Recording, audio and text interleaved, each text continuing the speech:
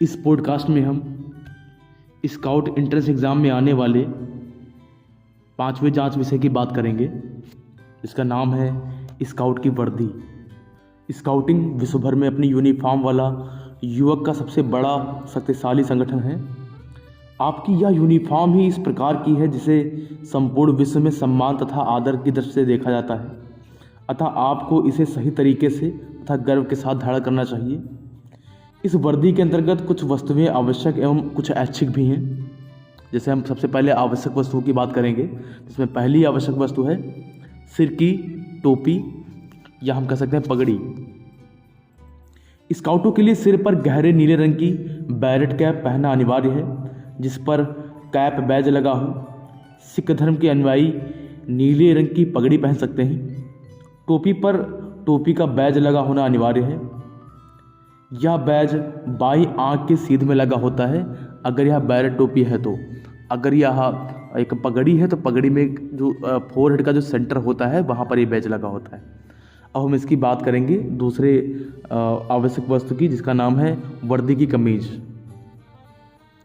कमीज खाकी या भूरे रंग अथवा जैतून हरे रंग की होनी चाहिए, या फिर हम अपने यहाँ इंडिया की बात करें तो यहाँ पर यह गहरे नीले रंग की होती है, जिसको हम नेवी ब्लू कहते हैं।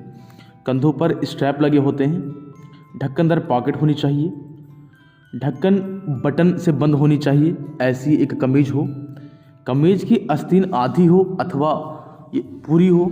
यदि पूरी आस्तीन की आप कमीज पहनते हैं तो इसमें एक नियम है कि कमीज की जो आस्तीन है वो कोहनी तक मुड़ी होनी चाहिए और कमीज नेकर के अंदर होनी चाहिए, या फिर कह सकते हैं कमीज का जो निचला हुआ सिरा होता है वो अपनी पैंट के अंदर ही रखना होता है। कमीज के ऊपर उसी रंग की जर्सी भी पहनी जा सकती है। अगर समय कुछ ठंड वाला हो तो आराम से जर्सी वैसी पहन सकते हैं। उसके बाद अब हम बात करेंगे जो थर्ड आवश्यक वस्तु है, उसका नाम है नेकर। नेकर पैंट को ही बोलते हैं। नेकर कमीज के रंग का होना चाहिए। जैसे नेवी ब्लू कलर की आपकी शर्ट या कमीज है तो उसी रंग की आपकी नेकर या पैंट होनी चाहिए। अब हम आगे बात करेंगे चौथी आवश्यक वस्तु की, जिसका नाम है पेटी। पेटी जिसको हम बेल्ट वगैरह बोलते हैं, ये नायलॉन की बनी होती है। यह राष्ट्रीय केंद्र द्वारा स्वीकृत होती है। ये हम बात कर रहे थे पेटी की, ये नायलॉन मटेरियल की बनी होनी चाहिए। अब हम बात करेंगे पांचवी आवश्यक वस्तु की, जिसका नाम है रस्सी। इसकी लंबाई 3 मीटर होनी चाहिए, जिसे सुंदरता से लपेटकर पेटी में लटकाया जा सके। आवश्यकता के समय इसे स्ट्रेचर एवं गैजेट्स बनाने, गांठों का अभ्यास करने, भीड़ को रोकने अथवा अपना सामान बांधने आदि अनेक कार्यों में किया जा सकता है। अब हम बात करेंगे छठी आवश्यक वस्तु, जिसका नाम है स्कार्फ।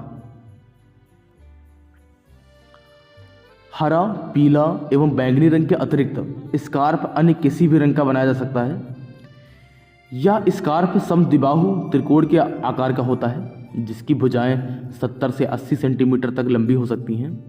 स्कार्फ गर्दन के ऊपर से कंधे के स्ट्रैप एवं कमीज के कॉलर के ऊपर से होता हुआ बंधा होता है। अब हम बात करेंगे सातवीं आवश्यक वस्तु की, जिसका नाम है शोल्डर बैज। यह एक सफ़ेद पट्टी होती है जो 7.5 सेंटीमीटर लंबी तथा 1.25 सेंटीमीटर चौड़ी होती है। इस पर लाल अक्षरों से ग्रुप एवं जिले अथवा स्थानीय संस्था का नाम लिखा होता है, या फिर कह सकते हैं आपकी स्काउट कंपनी का नाम लिखा होता है।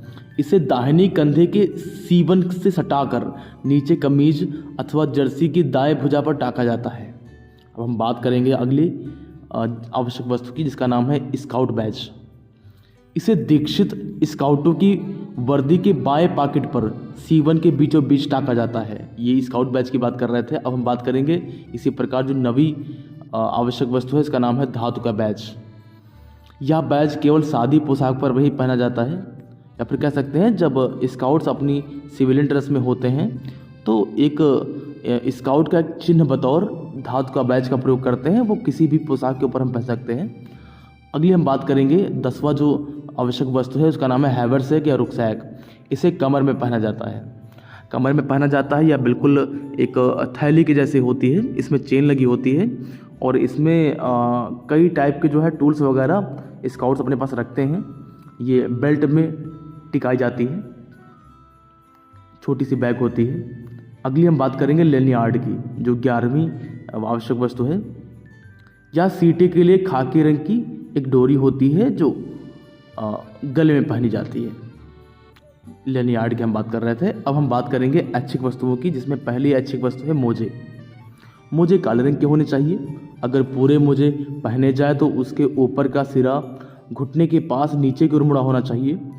हरे रंग का गार्टर टैप 15 सेंटीमीटर बाहर निकले हुई फुंदनी सहित होना चाहिए। अब हम दूसरे ऐच्छिक वस्तुओं की बात करेंगे, जिसका नाम है जूते।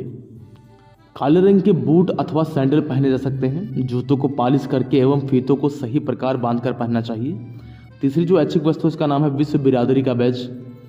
इस बैज को कमीज के दाहिनी ओर की पॉकेट के बीचों बीच टाका जाता है।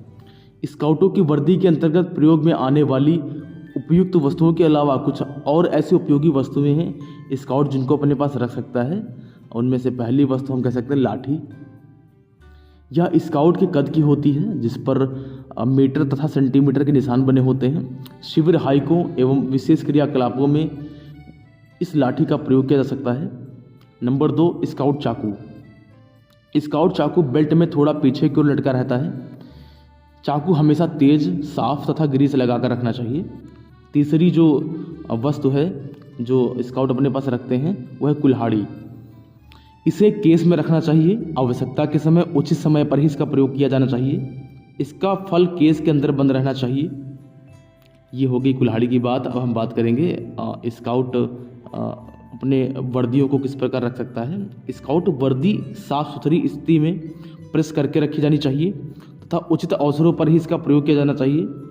स्काउटों को अपनी वर्दी पर गर्व होना चाहिए। इसे किराए की वर्दी का प्रयोग कभी नहीं करना चाहिए। न किराए पर कभी दे, न किराए पर ले।